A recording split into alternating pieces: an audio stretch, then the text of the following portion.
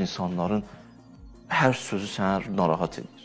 Desin də, burada narahat olun. Bir daha təmsil deyim sizə, təmsil. Deyir ki, ağcaqanad gəldi, yekə bir ağacın budağına oturdu. Böyük bir ağacın budağına oturdu. Uçmaq istəyəndə qayıtdı ki, möhkəm deyən uçuram. Ağac dedi ki, sən qonanda hiss eləmişdim ki, uçmağı da hiss eləyim. Adamlar sən narahat eləməz. Hər qınaq sənə narahat eləməməlidir ki. Demirəm, heç kimə cavab verməyəcəksən.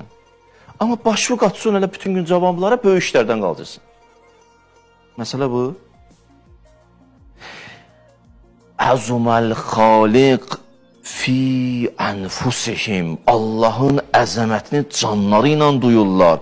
Və səğrə ma dunəhu fi əyunihim. Başqaları gözündə bu mənada kiçilib, hansı mənada izah edirəm? Yəni, insanların kindən doğan, yalancı, qınaqları o ruhdan salmır.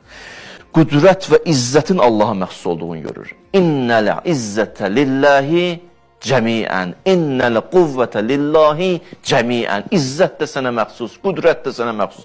İnsan, bax, bu ayılmaqdır ya, bu da ayılmağın pikidir. Əzəmət, Allahın əzəmətini görməyə başlayırsan.